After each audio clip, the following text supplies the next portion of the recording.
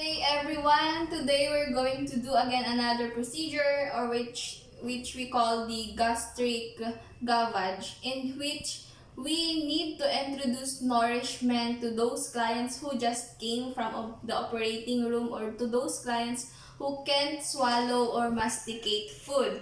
And this is also indicated to client wherein they need to have a medications going to their system. Then first, we need to introduce first all the materials needed to perform the procedure. We have here an aseptic syringe and kidney basin and also a desired desired formula that will gonna prescribe or given by the doctor, and two calibrated glass of water and a bowl with hot water to warm the formula, and here also a pair of glove, a drape towel, and alcohol for hand hygiene, and also a stethoscope for auscultating the oozing sound. The first thing to do is to pour the specified formula on the calibrated bottle. So, we need to pour the prescribed formula on the calibrated bottle.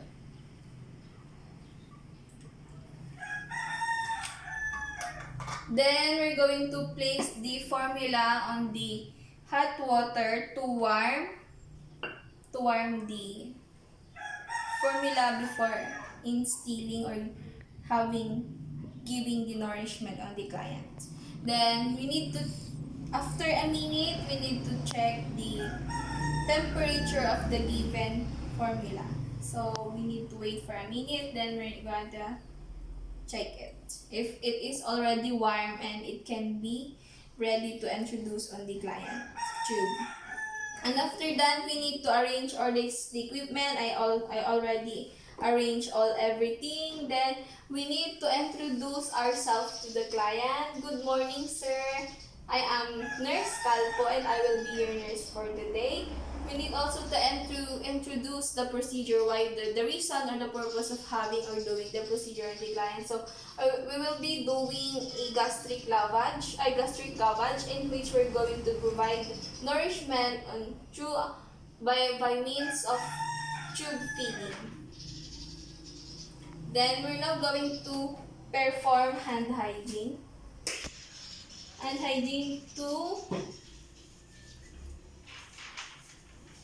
this is to prohibit the spread of microorganisms. Then we need to verify the client's identity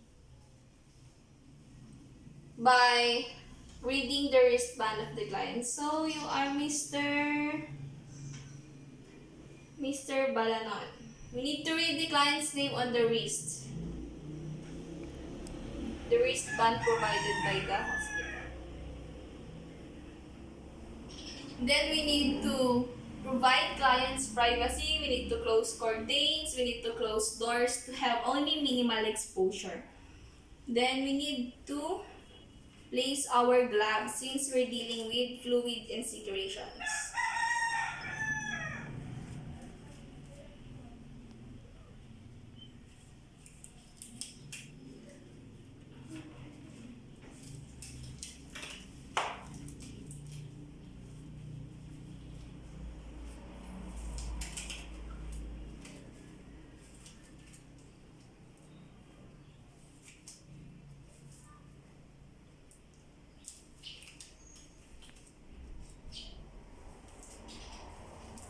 Then we're now going to place the drape towel to avoid the linens to be soiled or to be messy.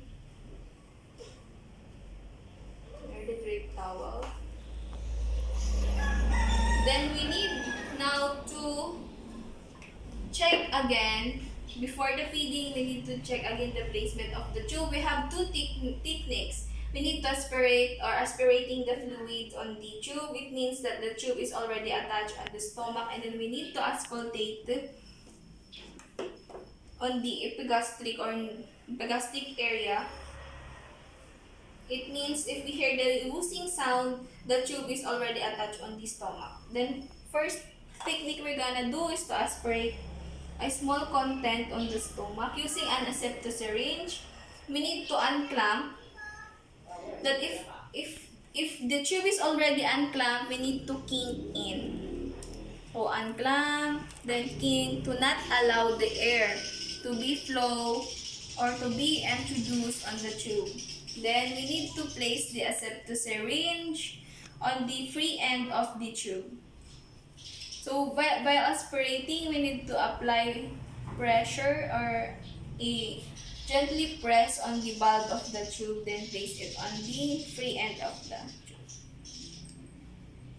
Then aspirate. We can see that the contents, tataas po yung content from the stomach of the client. And it will be transferred here on the aseptic syringe. So once we aspirated fluid from the stomach, it means to say that the tube is already attached on the stomach of the client. So we need to take note also the contents, the color, the volume, the texture of the fluid from the stomach. And then one technique also is to, but if we're gonna remove the aseptic syringe, always and always kink the tube. Then the second technique is also auscultation of the epigastric area. So auscultate, we're going also to put the aseptic syringe and unkink the tube. Then apply a pressure on the bulb of the aseptic syringe to hear the whooshing sound.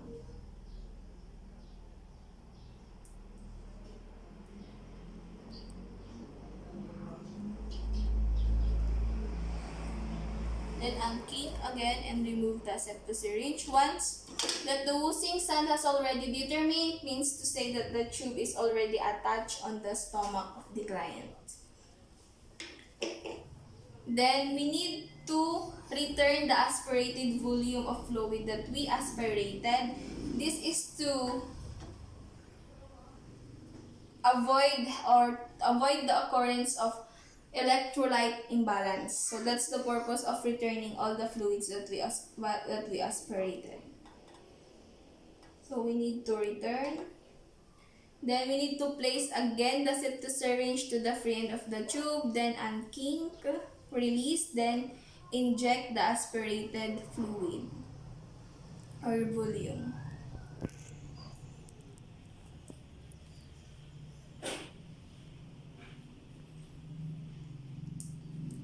So that we are now ready to do the tube feeding. First, we need to remove the bulb of the aseptic syringe.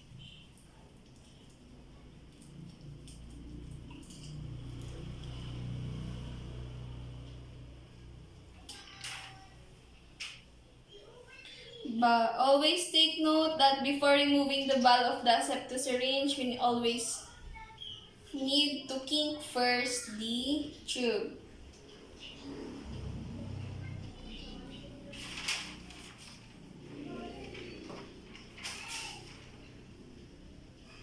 Then we're now ready to place the desired or the prescribed amount of formula for the client to provide nourishment. So ayan, nakakink yung tube para hindi siya mag-flow agad and para hindi makapag-flow yung hangin dun sa loob ng tube.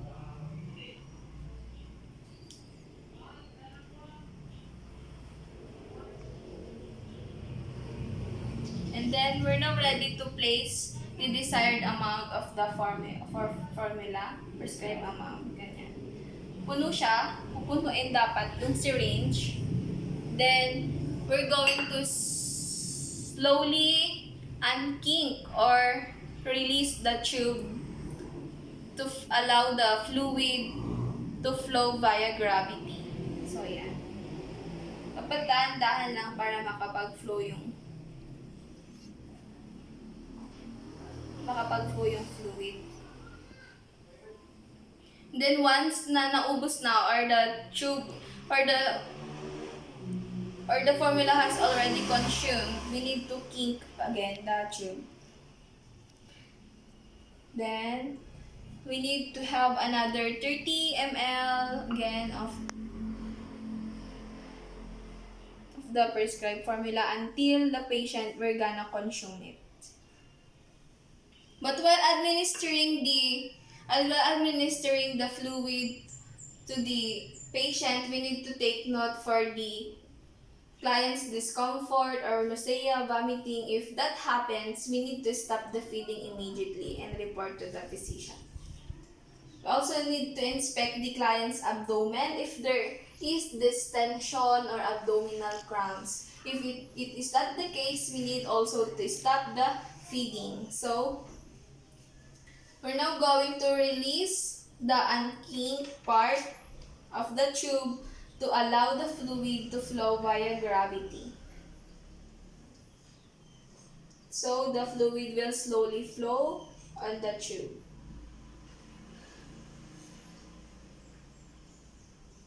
Then once the desired formula has already consumed by the client, we need to remove the syringe or the septosyringe. We need to kink it first before we're gonna remove it.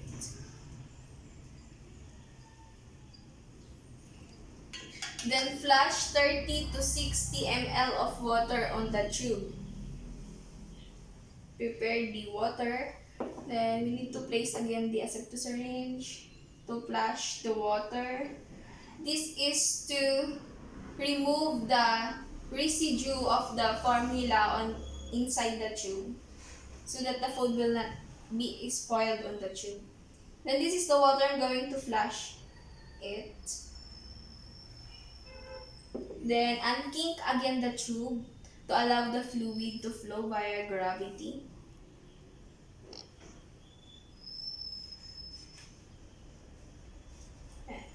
Then, once the fluid has already consumed, we need to kink again the tube, then remove the septosyringe and unclamp the tube.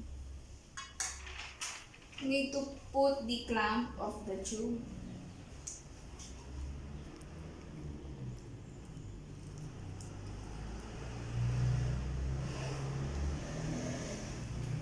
We need to maintain the patient on back rest position 30 to 1 hour or more than 1 hour to prevent aspiration.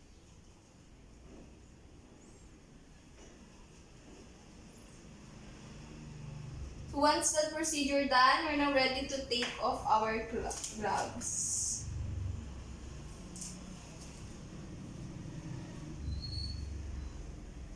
Then remove the draped towel on the client.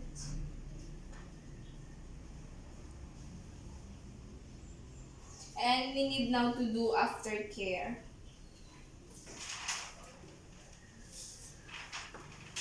That's all. I'm done with gavage feeding.